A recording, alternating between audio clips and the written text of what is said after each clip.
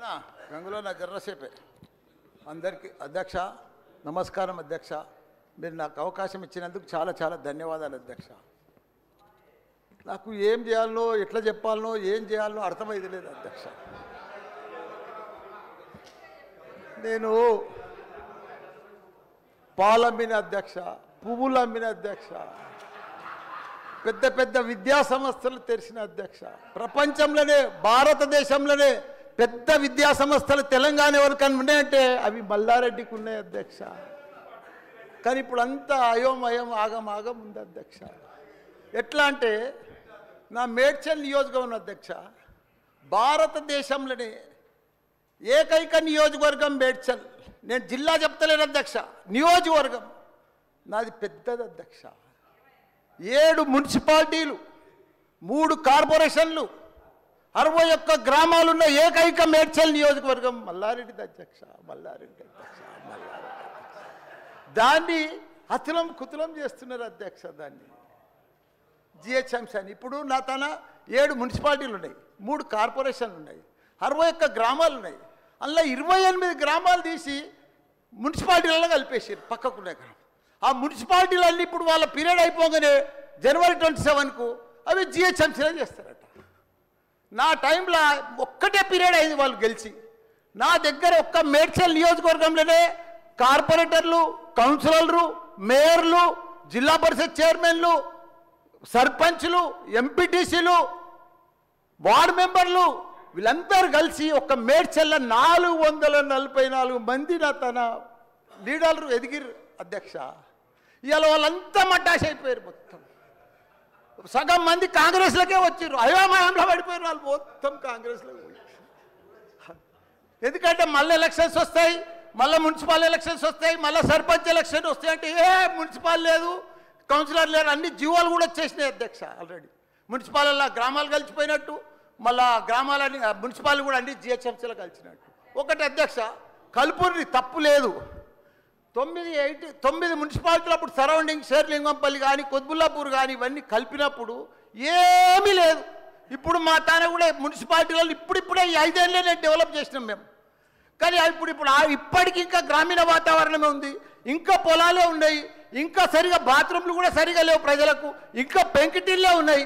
అవన్నీ కూడా జిహెచ్ఎంసీలో కలిపితే పరిస్థితి ఇప్పుడు బంజారాయిల్లో జూబ్లీ హిల్స్లో అదే ట్యాక్స్ ఉంటుంది, మా గ్రామాలలో అదే ట్యాక్స్ ఉంటుంది అధ్యక్ష.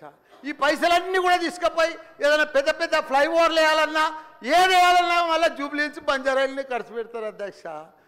మా పుణ్యాన్ని మా మున్సిపాలిటీలో అట్లనే ఉండని, ఇంకో పీరియడ్ ఉండని, ఇంకో 2 ఉండని. శ్రీధర్ బాబు గారు మా సీఎం కూడా చెప్పండి మీరు దయచేసి ఈ సభ ద్వారా మా మున్సిపాలిటీలు ఇంకో పీరియడ్ ఉంటే మంచిగా అవుతాయి. ఎందుకంటే గ్రామీణ ప్రాంతాలు ఉన్నాయి, ఇంకా వ్యవసాయాలు ఉన్నాయి, ఇంకా పెంకటిళ్ళు ఉన్నాయి. మనం అన్ని ఇప్పుడు అన్నీ కూడా జిహెచ్ఎంసీలో కలిసినట్టు. నాకు గ్రామర్ రూరల్ లేదు, ఎంపీటీసీ లేదు, సర్పంచ్ లేడు, కౌన్సిలర్ లేడు, ఓన్లీ కార్పొరేటర్. అది కూడా 20-30 వేలకు ఒక్కరు అవుతారు. 444 మంది పోయి 40 మంది కూడా గారు 8-10 మంది అవుతారు నా నియోజకవర్గం. 6,48,000 ఓట్లు ఉన్నాయి అధ్యక్ష. అది అయిపోయిందా, ఈ పార్టీకి అయిపోయింది. దయచేసి అది చెప్పినా మీకు అంత మనవించుకున్నా. హైడ్రా భారతదేశంలోనే మన హైదరాబాద్ అంటే తెలంగాణ రాష్ట్రం అంటే ప్రపంచమంతా మోగిపోయింది అధ్యక్ష. ఐటీ రంగంలో కానీ ప్రతి ఒక్క డెవలప్మెంట్లో కానీ ప్రతి దాంట్లో కూడా హైడ్రా వచ్చినాక ఒక్కసారి హైడ్రా ఏం పెద్ద తప్పు పని చేయలే, కానీ హైడ్రా వచ్చినాక ఒక భయాందోళనతోటి మొత్తం కుప్పగొలిపోయింది అధ్యక్ష. హైదరాబాద్ సిటీ దిష్టి తగిలిపోయింది అధ్యక్ష.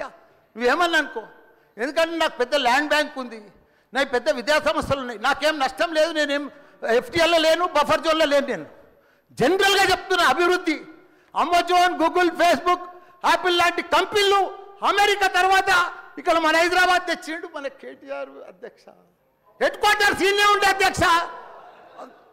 ఐటీలా మనం కర్ణాటక బెంగళూరు మించినాం అధ్యక్ష. ఇక్కడ 9 లక్షల మంది ఉద్యోగాలు చేస్తున్నారు, ఐటీ ఉద్యోగాలు. పెద్ద పెద్ద ప్రపంచం అంతా కూడా హైడ్రా తీసుకొచ్చి పెద్ద పెద్ద వాళ్ళకు బుగులు పట్టిపోయింది అధ్యక్ష. గరీబ్ వాళ్ళు అయితే గుండెలు వలిగిపోయినాయి అధ్యక్ష. మరి అది ఎందుకు తెచ్చిర్రో ఏమో మళ్ళీ నాకు అర్థం కాదు. ఇప్పుడు ఒకటి అధ్యక్ష, ఇప్పుడు నాయే కొన్ని ఎఫ్టీఎల్ ఉన్నాయనుకో, ఎగ్జాంపుల్ చెప్తా శ్రీధర్ బాబా. మన ఇంట్లో మన సెల్ ఫోన్లో చూస్తే మన భూమి వన్ జర్సెప్టి ద ఫ్లో ఆగిపోతుంది అన్న. మీకు దండం పెడతా, మీరంతా చాలా మేధావులు.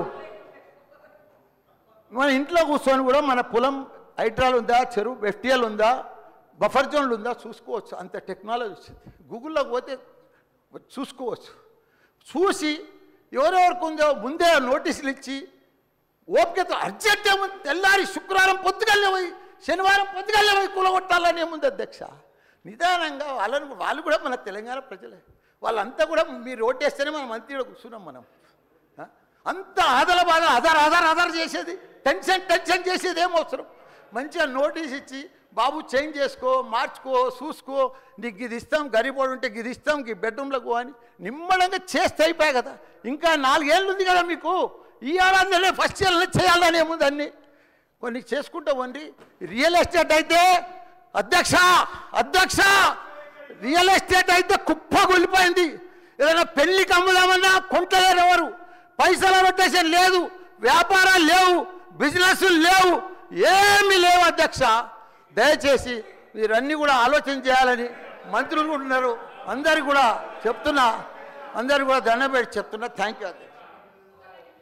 ఒక్క నిమిషం మాట్లాడండి అధ్యక్ష. సార్ తమరి ద్వారా నేను ఒకటే రిక్వెస్ట్ అధ్యక్ష, ఏ ప్రభుత్వాలైన అధ్యక్ష ప్రజల మనోభావాలకు అనుగుణంగా ప్రజలకు న్యాయం జరిగే విధంగా ప్రభుత్వాలు చేయాలి.